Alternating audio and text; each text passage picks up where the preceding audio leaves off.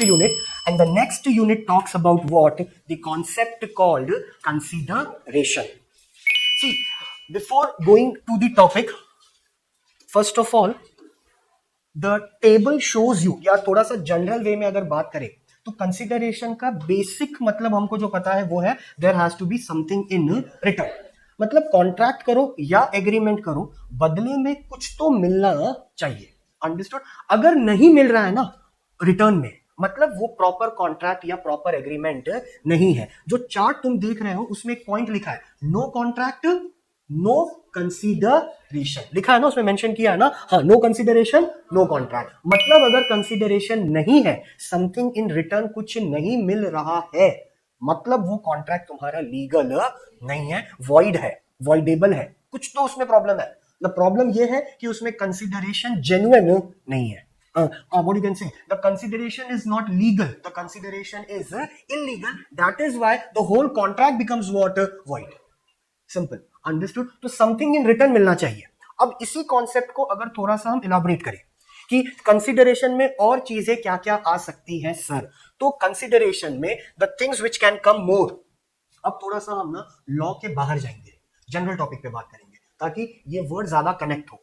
For example, जैसे कि interest and you can से प्रॉफिट और यू कैन से सैलरी, ये तीनों चीज समथिंग इन रिटर्न है. ये तीनों चीज ना समथिंग क्या है इन रिटर्न. जैसे कि इंटरेस्ट किसको मिल रहा है? जिसने, ठीक है, और मैं तुमको इजी करता हूं, एक और वर्ड लिख देता हूं, डिविडेंड. तो ये किसको मिल रहा है? हाँ, शेयर होल्डर्स को रिटर्न में क्या मिल रहा है? डिविडेंड. तो सर शेयर होल्डर को रिटर्न में डिविडेंड क्यों मिल रहा है? क्योंकि उन्होंने कंपनी का क्या परचेज किया है? शेयर्स. अगर सर उन्होंने शेयर परचेज नहीं किया होता तो उनको रिटर्न में डिविडेंड मिलता क्या? अंडरस्टूड? तो शेयर होल्डर के लिए रिटर्न में क्या है? Dividend. Whether this dividend is genuine consideration और not, think and then say yes it's a genuine consideration. Okay fine. Now interest comes to home.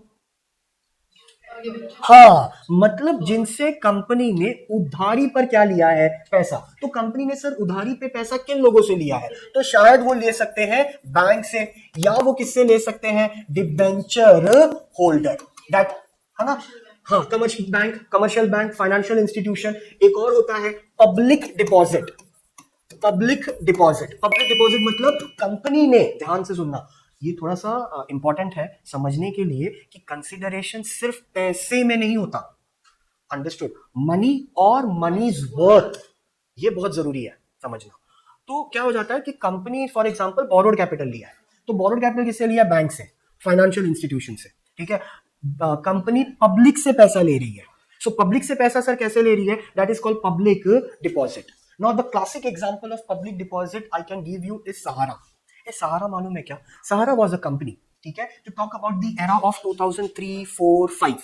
ठीक है, your birth year is 6, 7. Okay, no problem. So when you talk about 3, 4, 5, 6, 7, 8, 9, इस time पे ना सहारा बोल के company चलता था जिसके मालिक का नाम था सुब्रतो रॉय. सुब्रतो रॉय. वो टाइम पे सहारा चैनल भी आता था एक. ठीक है, और जितने भी हमारे इंडियन क्रिकेटर्स थे ना, सबके जर्सी पर सहारा का लोगो था. तो लोगो सीम्स लाइक दैट. ठीक है, इनका चैनल भी था, broadcasting channel, that is what, TV channel. ठीक है, तो ये कहां कहां पर धंधा कर रहे हैं? ये टीवी पे धंधा कर रहे हैं, एंटरटेनमेंट इंडस्ट्री में. ये स्पॉन्सरशिप दे रहे हैं, किनको दे रहे हैं? क्रिकेटर्स को. फिर इनका ना प्लेन भी था, मतलब they are into aviation industry also, airline industry, Sahara बोल के, सहारा प्लेन. ठीक है, then they come into hotel industry, तो वो उसमें भी है. फिर ये आते हैं रियल एस्टेट में. जब रियल एस्टेट में आना, ये जब आए ना, तब इन्होंने अपना सबसे बड़ा व्हाट यू कैन से scam of that era you can talk about, near about 68,000 crore rupees. 68,000 crore. It is being scammed by this person called Subrata Roy. There's a series on Netflix based on this scams. Understood? जिसमें 3 scam के बारे में बताया है. एक सहारा वाले का सुब्रतो रॉय, और दूसरा बताया विजय माल्या का किंगफिशर एयरलाइंस. ठीक है, drastic scammer. And third scam talks about Nirav Modi. ये नीरव मोदी, ये वर्ड सुना है क्या? आई मीन ये आदमी के बारे में सुना है क्या? पीएनबी बैंक को लूट के भागा ये, पंजाब नेशनल बैंक. ठीक है। Nirav Modi was into the business of diamond merchant. Diamond merchant बोला तो डायमंड की पॉलिशिंग करना, कटिंग करना, ठीक है। तो 3 स्कैमर के बारे में बताया। इसमें से इन तीनों में से ना जो सबसे ऑथेंटिक हमारे सब्जेक्ट को कनेक्ट करता है, क्योंकि हम कंसिडरेशन पढ़ रहे हैं, क्योंकि हमको पता है बोरोड कैपिटल क्या होता है, बैंक क्या होता है, उसमें आता है इसका एग्जांपल सहारा वाले का। उसने यही किया, छोटे छोटे गांव के लोगों को जो रूरल एरियाज के बहुत नीचे आ रहे हैं, अंडरस्टैंड, उनको जाके बोलता है कि देखो आप आपका पैसा हमारे पास क्या करो, जमा करो। हम फ्री में नहीं जमा कर रहे हैं, हम आपको इसके बदले देंगे एक रिसीट, ठीक है। That receipt will be act as a FD receipt. ये एफडी रिसीट पता है क्या? एफडी पता है क्या? What is called FD? It's like that. तो पीपल से यार वेरी गुड थिंग, बिकॉज हमारा मंथली इनकम उतना नहीं है और हमको बहुत सा काम करना है घर के लिए, तो एक अच्छा है। सहारा एक कंपनी है, तब तक goodwill becomes on cloud 9 of Sahara. Means you will be shocked, you will B फ्लैबरगास्टेड। उस आदमी ने अपना एंथम बनाया था। सोच, ये एंथम मतलब पता है क्या? क्या होता है? नेशनल एंथम है, जनगण। हाँ, ये तो कॉन्स्टिट्यूशन ने दिया ना, संविधान ने दिया हमारी कंट्री के लिए, जनगण मन। ये आदमी ने अपना बना दिया खुद का। तो जब ये आदमी आता था ना कंपनीज में, तो लोग खड़ा होता था और ऐसा हाथ रखता था, कुछ लोग ऐसा करता था। It's a live video. I'm not making it, dragging it. You can check in whichever social media you want to check. Real footage videos है उसके YT पर. People started singing the song. जीता रहो सहारा, जीते रहो सहारा.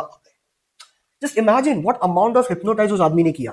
तो ऐसे उसके पास ना गांव के लोग आ गए, क्या अपना पैसा जमा किया एफडी बोल के। फिर ये क्या करता था आदमी, ये पैसा लेता था, उनको बोलता था रिटर्न में you will get what, interest. जो एफडी पे मिलता है ना रिटर्न में, you will get interest. People से वेरी गुड, जमा करो। इसने 100 किया, इसने 50 किया, इसने 1000 किया, जिसकी जितनी औकात है वो रखे, पैसा जमा कर रहे हैं। भाई क्या करते थे, इनसे पैसा लिए, इनको ब्याज दिए, फिर इनके पैसे से इनको ब्याज दिए, फिर तीसरे से और पैसा लिए, फिर वो पैसा इधर घुमाए। ऐसा पैसा घुमा घुमा घुमा के, मतलब एक ब्लॉक भरने के लिए दूसरे ब्लॉक को क्या किया, खाली। फिर दूसरे ब्लॉक को भरने के लिए तीसरे से क्या लिया, पैसा। फिर दूसरा ब्लॉक भरा, लेकिन तीसरा ब्लॉक तो खाली है ना, समझ रहे? इसको हिंदी में बोला तो एक खड्डा भरने के लिए, हाँ, नाउ बिकम द सिनेरियो। इसी को हम ना सोबर या आज के जेनजी के भाषा में अगर बोलो ना, इसी को बोला जाता है पिरामिड मार्केटिंग, जो कि ये करता है सोनू शर्मा। ये सोनू शर्मा पता है क्या? नहीं, एक आदमी है, हेलो सॉरी, आदमी ही है ऑब्वियसली, स्लिप ऑफ टंग। तो एक ना, तुम देखा रहेगा रील्स पे, व्हाइट कलर का चश्मा पहनता है, ब्लैक कलर का कोट पहनता है, व्हाइट शर्ट, और बड़ा बड़ा राग देता है। अंडरस्टूड? ठीक है, उससे तुम कनेक्ट नहीं कर पाएगा। डॉक्टर विवेक बिंद्रा, उससे कनेक्ट कर पाएगा? हाँ।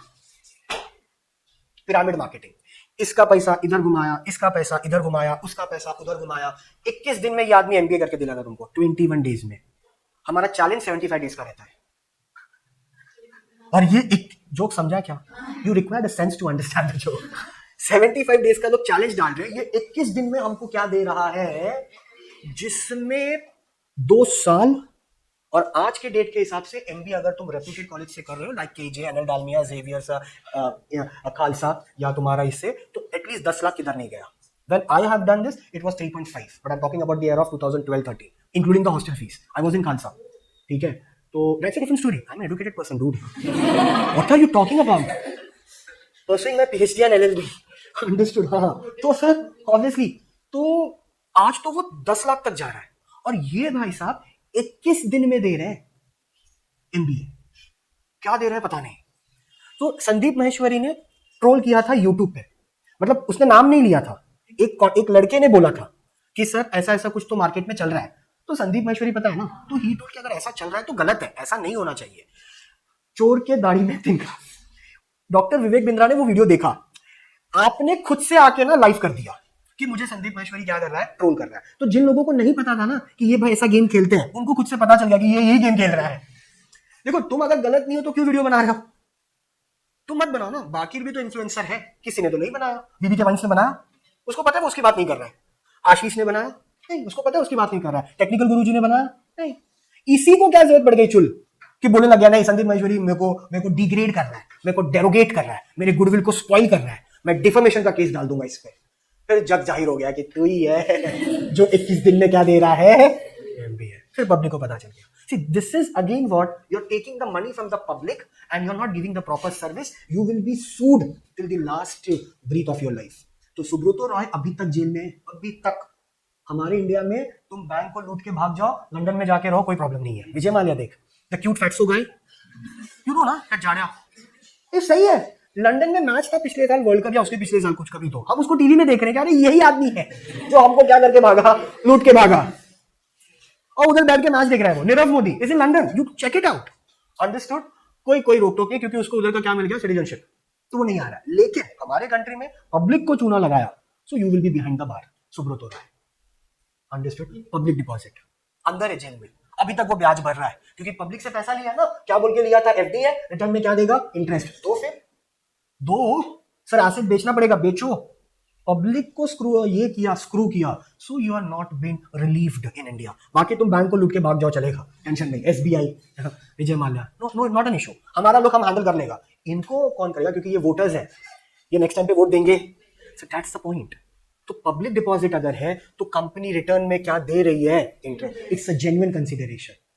इसी को मैं घुमा दूं कि इंटरेस्ट में नहीं देगा, that becomes what, invalid consideration, जो कि इसमें आएगा। लीगल रूल्स क्या क्या है कंसिडरेशन के लिए। सो प्रॉफिट है, कंपनी का रिटर्निंग इनकम है, क्योंकि कंपनी साल भर काम कर रहा है तो प्रॉफिट तो कमाएगा। एम्प्लॉई है, 8 घंटा 10 घंटा तुम्हारे प्रीमाइसेस में आके काम कर रहा है, तुम्हारी गाली सुन रहा है, शौक है क्या उसको, पढ़ा लिखा आदमी है वो, फिर भी 10 घंटा तुम्हारे यहां पर काम कर रहा है फ्री में, नहीं, उसके बदले क्या मिल रहा है, सैलरी, जेन्युइन कंसिडरेशन। वेजेस, ठीक है, लेबर ज्यादा मेहनत कर रहा है एम्प्लॉय से, फ्री में कर रहा है क्या, नहीं, क्या मिल रहा है उसको, वेजेस, लेबर को वेजेस मिल रहा है, पैसा, जेन्युइन कंसिडरेशन। तो इंटरेस्ट हो गया, प्रॉफिट हो गया, वेजेस हो गया, ठीक है, प्राइस हो गया of the product is the consideration. पैसा देके प्रोडक्ट खरीदा है, फ्री में खरीदा, then customer requires a good quality of product because I have paid money to you. You getting the point. हम क्वालिटी गंदा देगा सर, क्या करने का, हम केस कर देगा सर, किधर, कंज्यूमर कोर्ट में। उसी में पढ़ा था ना 12th में, 3 टाइप का कोर्ट होता है, नेशनल, डिस्ट्रिक्ट और स्टेट, आया ना कंज्यूमर कोर्ट, लोक अदालत। तो फिर क्योंकि सर पैसा दिया है, फ्री ऑफ कॉस्ट हमने लिया नहीं, हमने मैगी को बंद करवा दिया सर 6 महीने के लिए, याद है, हाँ ना, याद है, लीड कुछ आया था मैगी में, तभी यूपी को टाइम मिल गया, फिर वापस हमारा मैगी आया। शाना है वो कंपनी बहुत, पहले बोला मैदा मैदा मैदा, फिर लोग बोला वेट बढ़ेगा मोटा हो जाएगा, बोलते आटा नूडल्स खाओ, पैकेट चेंज कर देता हूँ। और हम तो क्या है, we are dumb and deaf both. हमको कोई नवा पैकेज दिख गया, हम बोला यस ये प्रोडक्ट नया है, क्योंकि पैकेजिंग इसकी क्या है, नहीं है, ग्रीन पैकेजिंग है ना आटा नूडल्स की, और ये ऊपर ग्रीन है ना, रे मैं पट्टा उसका आटा नूडल्स का, I am a foodie dude, so don't mess with me, तो वो है इसमें, अंडरस्टूड। फिर तुम इसका एग्जांपल ले लो, लेस का, वो तो कंपनी ही टिका है पैकेजिंग पर, इमेजिन कर लो तुम, कंसिडरेशन है वो भी, क्योंकि हम 5 रुपया दे रहे हैं ना सर, हमको पता है 5 रुपए की लाइकी कितनी हो सकती है, तो हम क्या करते हैं, हम गेम खेलते हैं, हम बोलते हैं काम कर, चिप्स पे नमक डाल दे और पैकेजिंग चेंज कर दे, लिख दे सॉल्टेड और बना दे ग्रीन पैकेट, तो कस्टमर बोलेगा यस ग्रीन पैकेजिंग है, या येलो, हर कलर का है, रेनबो, ग्रीन है, येलो है, ब्लू है, ब्लैक है, ऑरेंज है, सी, और every packaging has a different name, understood, every packaging. तो सॉल्टेड डाल दिया, पैकेजिंग ही अलग, मिर्ची डाल दिया, पैकेजिंग ही अलग, आपको लग रहा है हाँ जय, सी पैकेजिंग, हम बोल रहे हैं हाँ ये नया आइटम है वही कंपनी, अंदर दे रहा है तुमको वही 2.5 रुपए का चिप्स, क्योंकि 2.5 रुपए का तो हवा है, understood, use the less, simple as that. Consideration वो भी है, वो तुमसे 500 रुपया चार्ज नहीं कर सकता, because it's not a genuine consideration, क्योंकि जो चीज मैं दे रहा हूं उसकी वैल्यू कितनी है, उतनी ही है। सो कंसिडरेशन इट्स नॉट लाइक कि कुछ भी रिटर्न में मिलेगा, consideration should be legal and should be what, genuine. और अगर कंसिडरेशन नहीं है कॉन्ट्रैक्ट में या एग्रीमेंट में, then you can say no consideration, no contract, understood? Not directly, we will go to the definition. Section 2 subsection B of the Indian Contract Act 1872 defines consideration as, ठीक है, जो bold में लिखा है वो देखते हैं, क्या लिखा है बोल्ड में, कि when at the desire of the, जो प्रॉमिस कर रहा है, the promisee मतलब सामने वाला, ठीक है, और any other person, कोई भी हो सकता है, has done, ठीक है। अब इसी डेफिनेशन में तुमको टाइप्स पता चल जाएगा कंसीडरेशन का, सिर्फ वर्ड ध्यान से सुनना। डन कौन से टेंस में आता है, I have done my homework,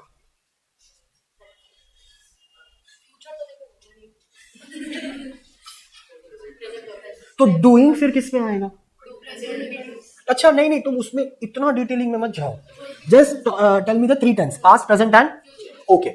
I am doing my homework comes under the category present. Doing word दिख रहा है क्या, डूइंग वर्ड डेफिनेशन में दिख रहा है, तो उसी को हम अंडरलाइन करेंगे, और वो हमारा पहला टाइप बन गया, that is called present consideration. तो कंसिडरेशन का पहला टाइप क्या है, present consideration. I have done my homework, done दिखा, So that becomes your what?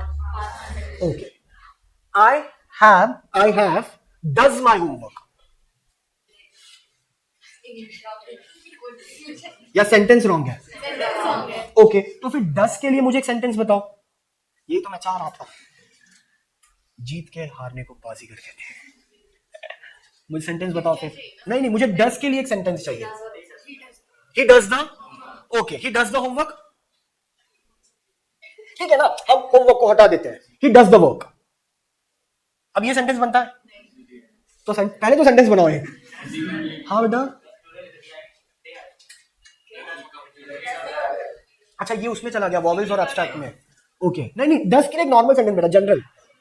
Vowels और प्लूरल सिंगुलर मत लेके आओ. सिर्फ डस के लिए एक सेंटेंस बता दे मेरे को जहां पर डस आता हो.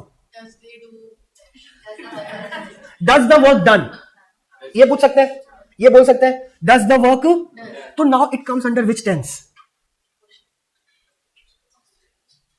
देखो, दो तो हमने लिख लिया, एक हमने लिखा प्रेजेंट, और फ्यूचर का तुमने बताया मेरे को अभी नहीं, फ्यूचर नहीं बताया. तो डूइंग तो हो गया प्रेजेंट. दो वर्ड एक और घूम रहा है इधर पे. डन का हो गया क्या? डन किस में आया? ओके, तो डन किस में आ गया, और फिर डज किस में आ जाएगा? किस में बेटा? ओके, ठीक है. Okay, it's up to you. ठीक है, इसको हम क्वेश्चन मार्क पे ही छोड़ देते हैं. बट मैं तुमको 3 टाइप बता देता हूं. ये तुम्हारा काम है इसको सेट करना. एक होता है पास्ट कंसिडरेशन, एक होता है प्रेजेंट कंसिडरेशन, एक होता है future consideration. These are the 3 types of what? Consideration. Past, present, future. Take a very simple example. You paid the fees of 12th and get the lecture of 12th. Past consideration. You are paying the fees of CA Foundation and getting the knowledge of the subject of CA Foundation is your something in return, है ना? Okay. You will get registered for IPCC and you will pay the fees of IPCC and you will get the knowledge of IPCC. That is your consideration. ठीक है, उसी चीज को definition में डाल दिया है. तो when at the desire of the promisor, the promisee or any other person has done or does or doing anything, ठीक है, or nothing, then it will come under the category of what? Consideration. Now read the definition. When at the desire of the promisor, the promisee or any other person has done or abstained. Abstained मतलब खुद को restrict करना. ये काम करने से मैं आपको क्या कर रहा हूं? रिस्ट्रिक्ट कर रहा हूं, जो मैंने बताया. तो या तो आपने वो चीज किया या तो आपने वो चीज नहीं किया. या तो पास्ट में किया होगा, या तो प्रेजेंट में कर रहे हो, या तो फ्यूचर में करोगे. The trio comes under the category of what? For the promise. Understood? क्योंकि तीनों के लिए कंसिडरेशन होना जरूरी है, whether it is past, present और फ्यूचर. क्योंकि कॉन्ट्रैक्ट बोलता है नो कंसिडरेशन नो कॉन्ट्रैक्ट. ये वर्ड याद रखना, इस पे शॉर्ट नोट्स आता है. इस पे केस स्टडी का पूरा सेटअप इसी सेंटेंस पे है. नो कॉन्ट्रैक्ट नो कंसिडरेशन, या नो कंसिडरेशन नो कॉन्ट्रैक्ट. तो चाहे वो पास्ट में हो, चाहे वो प्रेजेंट में हो, चाहे वो फ्यूचर में हो, कंसिडरेशन होना चाहिए. अंडरस्टूड? पक्का? चाहे उसने काम किया हो या उसने काम नहीं किया हो. नहीं किया सर कहां लिखा है? एब्स्टेन. पक्का? सिंपल. समझा क्या? This is what called your definition of consideration. ठीक है sir. Loss due to injury. Loss due to injury क्या कंसिडरेशन में आएगा? पहले मुझे ना इस वर्ड का मतलब बताओ. अच्छा, जैसे ना there is a concept called law of टॉट. लॉ ऑफ टॉट, ये सीएस में है. लॉ में टॉट का मतलब होता है गलत. टॉट का मतलब क्या होता है? गलत. आपने किसी के साथ गलत किया, जान के या अनजाने में, इंटेंशनली और unintentionally. So whether you need to comp of me. एक कॉम्प ऑफ बोला तो भरचुक करेगा क्या? तो क्या सिनेरियो है, किसमें करेगा और किसमें कॉम्प ऑफ नहीं करेगा? तो उसी में कॉन्सेप्ट आता है नुकसान हुआ मेरा नुकसान हुआ due to injury of what? कि मैं सर रोड पे चल रहा था, ठीक है, और आप बड़ी तेजी से गाड़ी चलाए और मुझे ठोक दिए. अंडरस्टूड? मुझे आपने डैश कर दिया ठीक है, जिसके वजह से आई बिकम, हाँ हाँ क्या बेटा, हाँ बट व्हाई शुड आई से आई मिस्टर ए, इट्स जस्ट 33 बेटा, बहुत जीना है लाइफ में, अंडरस्टैंड। हाँ कहीं कहीं पर आई नीड टू से मिस्टर ए, नहीं तो ये ऐसा लोग हैं जो अच्छा अच्छा नाम दे रहे हैं और बोल रहे हैं, ठीक है। सो मिस्टर ए बिकम व्हाट, ठीक है, पैरालाइज्ड, नहीं नहीं बद्दुआ भी इतना मत दो, ठीक है, बट पैरालिसिस, हाँ तो नहीं एक काम थोड़ी होता है किसका, तभी तो ओके, तो हम पैरालिसिस नहीं लेते हैं, हम थोड़ा सा और अच्छा एक वर्ड लेते हैं, that is called disablement. Disablement मतलब कि मैं किसी भी, हाँ अपाहिज, अब या तो मैं पार्शियल डिसेबल हुआ या तो मैं फुल्ली डिसेबल हुआ। पार्शियल बोला तो हाथ टूट गया, फ्रैक्चर हो गया, टोटल डिसेबल बोल दिया तो मेरी आंखों की रोशनी चली गई, अब लाइफ टाइम तक मिस्टर ए देख सकता, तो क्या ये मेरे लिए नुकसान है, बिकॉज ऑफ दी, तो कॉम्पनसेट कौन करेगा, सामने वाला, ये भी कंसिडरेशन में आता है। दिस इज कॉल्ड डिटरमेंट, जो वहां पर लिखा, ठीक है लिखा ये ना, this is also compensation. The premium what you pay for your insurance comes under the category of genuine consideration, क्योंकि प्रीमियम भरा है सर, आपको प्रीमियम फ्री में नहीं भरा है मैंने। आप जब आए थे मेरे घर पे पॉलिसी पे साइन करवाने के लिए एज ए LIC एजेंट, तो आपने कहा था कि साल भर में कोई भी तकलीफ होगा LIC आपके जीवन के साथ है और जीवन के, हाँ तो दो अब बाद और साथ वाला कहानी हो गया मेरे साथ कांड, दो पैसा फ्री में नहीं मांग रहा हूं, because I have paid what premium, it's a genuine consideration, understood. तो ये डिटरमेंट भी किसमें आता है, कंसिडरेशन में। इस वर्ड का मतलब मैंने लिखा, तो इंजरी, इंजरी लिखो, डैमेज लिखो, एनीथिंग। उसके बाजू में एक वर्ड है फॉरबिरेंस, ये भी कंसिडरेशन में आता है, बट इट इज इलीगल। फॉरबिरेंस का मतलब होता है इंटेंशनली आप क्या कर रहे हो, किसी को कोई चीज करने से एब्सटेन कर रहे हो, मतलब रोक रहे हो।